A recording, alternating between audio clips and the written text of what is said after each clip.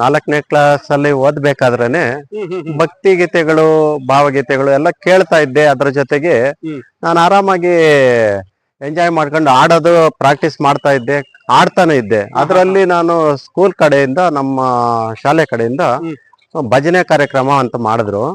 ಅದರಲ್ಲಿ ಭಜನೆಯಲ್ಲಿ ನಾನು ಚೆನ್ನಾಗಿ ಆಡಿದ್ದಕ್ಕೆ ನನಗೆ ತುಂಬಾ ಪ್ರಶಸ್ತಿಗಳು ಕೊಟ್ರು. 4ನೇ ಕ್ಲಾಸ್ ಹೌದು, ಪ್ರಶಸ್ತಿ. ಹೌದು, ತುಂಬಾ ನನಗೆ ಅವಾಗ ಒಂಥರ ಆಸೆ ಬಂತು, ಸಂಗೀತ ಕ್ಷೇತ್ರದಲ್ಲಿ ಯಾಕೆ ತೊಡಗಿಸ್ಕೋಬಾರ್ದು ಅಂದ್ರೆ ನನಗೆ ಅವಾಗ ಅವಕಾಶ ಸಿಗ್ಲಿಲ್ಲ.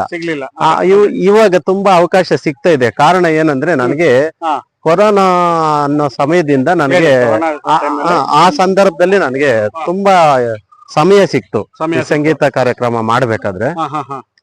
ಸಮಯ ಸಿಕ್ಕಿರೋದ್ರಿಂದ ನಾನು ಅಲ್ಲಿಂದ ಶುರು ಮಾಡ್ಕೊಂಡೆ ಸಂಗೀತ. 2019ರಲ್ಲಿ ಸಮಯ ಸಿಕ್ತು ಕಾರ್ಯಕ್ರಮ ಕೊಡಕ್ಕೆ. ಅವಾಗ ಕೆಲವೊಂದು ರಜಾ ಐತೆ, ಆಮೇಲೆ ನಮ್ಗೆ ಸ್ವಲ್ಪ ಸಮಯಗಳೆಲ್ಲ ಫ್ರೀ ಆಗಿ ಸಿಕ್ತು.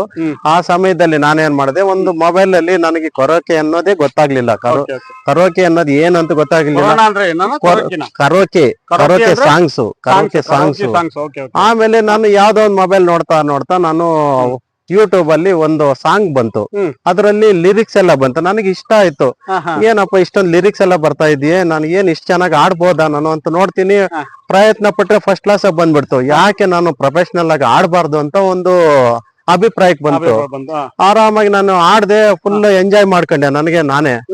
ಮತ್ತೆ ನಾನು ಈ ತರ ಒಂದು ಅದು ಆಡ್ತಾ ಇನ್ನ ಸ್ವಲ್ಪ ಸಾಂಗ್ಸ್ ಅದ್ರ ಜೊತೆಗೆಲ್ಲ ಬರ್ತಾ ಇದ್ವು ಏನೋ ಯೂಟ್ಯೂಬ್ ಅಲ್ಲಿ.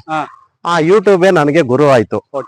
ಏನಕ್ಕೆ ಗುರು ಆಯ್ತು ಅಂದ್ರೆ, ಎಲ್ಲಾ ಸಾಂಗ್ಸ್ ನಾನು ಕೇಳಿದ್ದೆಲ್ಲ ಅದು ಕೊಡ್ತಾ ಇದೆ. ಏನ್ ಕೇಳ್ತೀನಿ ಅದೆಲ್ಲ ಕೊಡ್ತಾ ಇದೆ. ಯಾಕೆ ನಾನು ಕಲಿಯಬಾರ್ದು ಅಂತ ಹೇಳ್ಬಿಟ್ಟು ಪ್ರಾಕ್ಟೀಸ್ ಮಾಡ್ತಾ ಹಂಗೆ ತುಂಬಾ ಹಾಡುಗಳು ಆಡೋದು ಪ್ರಯತ್ನ ಪಟ್ಟೆ. ಭಾವಗೀತೆ, ಭಕ್ತಿ ಗೀತೆ, ಜನಪದ ಗೀತೆ, ಚಲನಚಿತ್ರ ಗೀತೆಗಳು ಎಲ್ಲ ಆಡ್ತಾ ಇದ್ದೆ. ಸೂಪರ್ ಆಗಿ ಬರ್ತಾ